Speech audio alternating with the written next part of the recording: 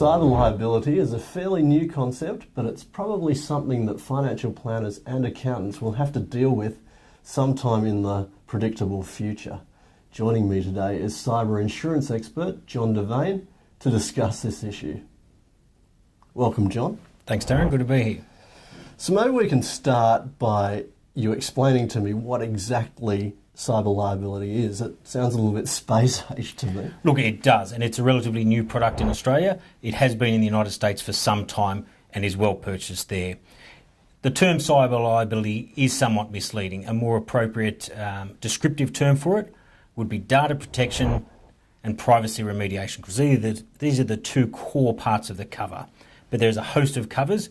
For example, in the event of a breach, the first thing any business will need to do is engage forensic specialists to work out the source of the breach. Now, unless you have a highly sophisticated in-house IT team, you're going to have to engage someone, and that alone is going to be very expensive.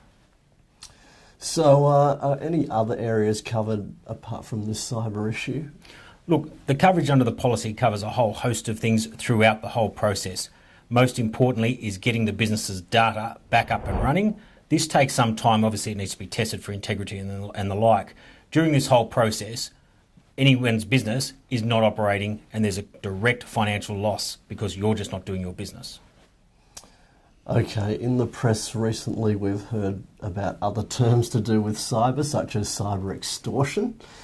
Look, how common is that and what exactly is it? Look, cyber extortion is actually growing at a frightening rate in Australia. It mainly emanates out of Eastern Europe, particularly Russia and Romania, of all countries. Previously the domain of large international corporates, what we're seeing is the cyber terrorists, as they're known as, are focusing on medium and even small-sized businesses, mainly because they're feeling that their security protocols are more vulnerable and therefore more accessible. Cyber ransom is covered under most of these policies as an option, and I'd always recommend that you should take that option.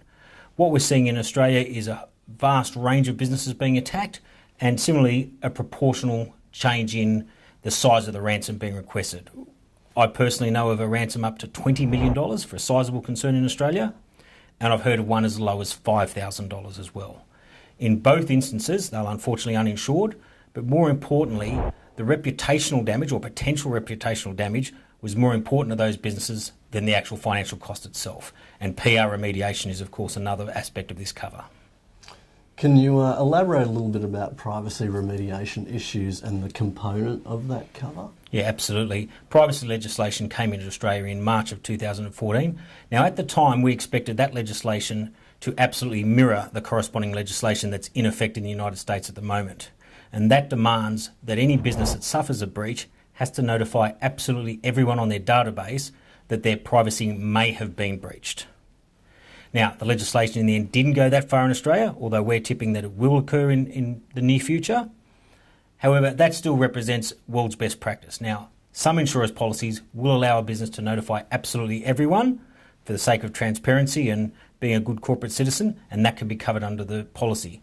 The problem there is that research benchmarks a cost of notification of between about $130 and $180 per record. Now, if you're a medium-sized accounting or financial planning firm, you could have a few thousand records on your database. So you can see how easily that's going to add up.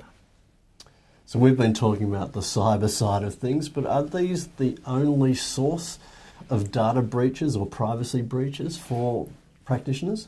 Not at all. In fact, over a third of breaches come from as a result of lost or stolen portable devices.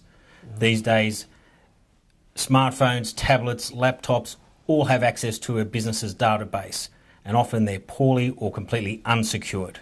Similarly, the current trend of people working from home see home computers being a gateway into a business system, and the home security there is normally completely lacking. So we're seeing businesses probably more vulnerable than ever. All right, what about the circumstances where you're a client and your data has gone out and you want to take legal action potentially against a practitioner because they've suffered the breach?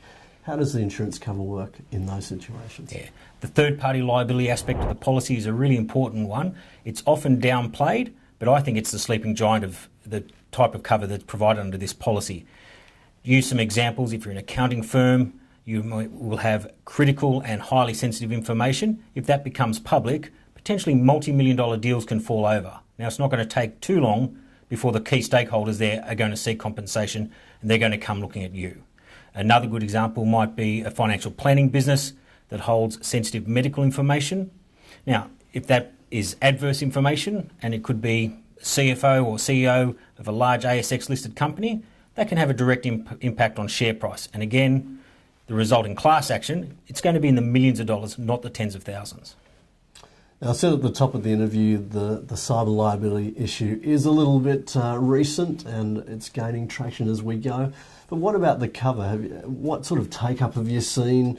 Is it gaining importance out there? How are people reacting to this subject? Yeah, well, like all new products, it does take time to get traction. But what we're seeing is that businesses are becoming more and more aware of the exposures, and the media is reporting real-life claims on a daily basis almost. And more businesses are having first-hand experiences of these type of losses, either within their own business or from talking to their peers. We're seeing a lot of traction in businesses, and we expect over the next 12 to 24 months, most businesses are going to purchase this policy. Wow. Well, thank you very much for your insights, and thanks for your time today, John. Pleasure, Darren.